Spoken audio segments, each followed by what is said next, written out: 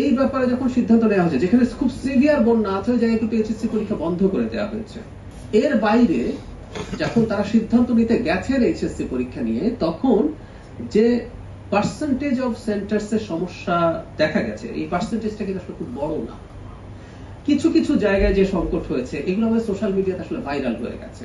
আমি বলছি না কোনো শিক্ষার্থীর কষ্ট হওয়াকে আমরা সমর্থন করছি, কোনোভাবেই না, কিন্তু এই ভাইরাল হয়ে যাওয়ার কারণে যেটা হয়েছে, আমাদের মনে হয়েছে সংকট হয়তো অনেক বেশি। আমি নিজেই এই খোঁজটা নিতে গিয়ে জানলাম আমাদের এই ধরনের সংকটে পড়া কেন্দ্রের সংখ্যা, যেখানে পরীক্ষা চলেছে, আবারও বলছি, যেখানে সংকট অনেক বেশি, সেখানে পরীক্ষা তো বাতিল করা হয়েছে চিটাগংয়ে, কিন্তু যেখানে এই হয়েছে, এই পার্সেন্টেজটা খুব ছোট।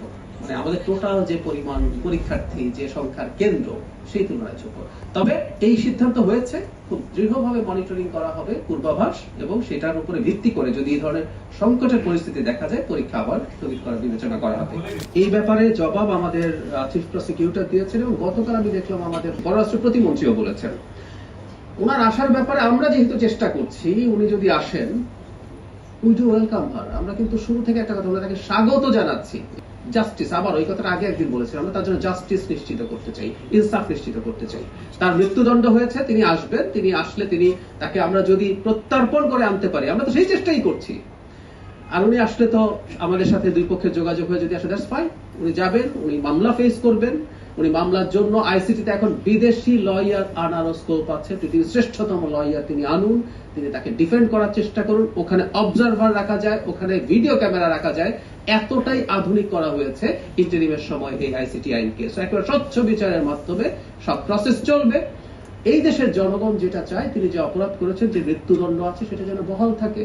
বহাল থাকলে সেই মৃত্যুদণ্ড কার্যকর হবে, সেটাও জনগণ দেখতে চায়। আর যদি আমরা আবার বলছি, আমরা তো আদালতে গেছি, আদালতে তিনি যদি প্রমাণ করতে পারেন তিনি অপরাধী নন, আদালত যদি শেষ পর্যন্ত তাকে অন্য কোনো শাস্তি দেয় অথবা তাকে খালাস দেয়, সেটাও হবে। সো জাস্টিস এভাবেই হতে হয়।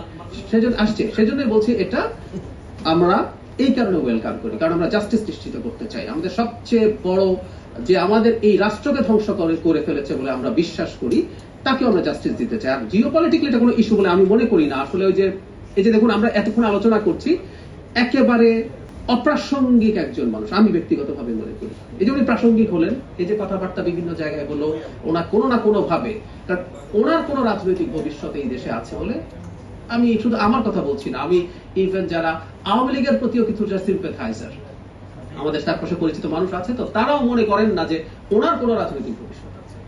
তো এইটাই আর কি। সুতরাং এটাকে আমি কোনো চাপ বা কোনো প্রবলেমের কিছু বলে মনে করি না। উনি যদি আসেন, আমরা তো চাপের প্রশ্ন কেন, আমরা তো চাইছি উনি আসুন, আমরা তো ওনাকে নিয়ে আসার চেষ্টা করছি, প্রত্যর্পণ করার চেষ্টা করছি। সো আমরা যদি এমন হতো যে আমরা চাইছি উনি ওখানেই থাকুন, উনি এখন আসবেন বলে আমরা চাপে পড়ে গেছি, ব্যাপারটা তার এইরকম।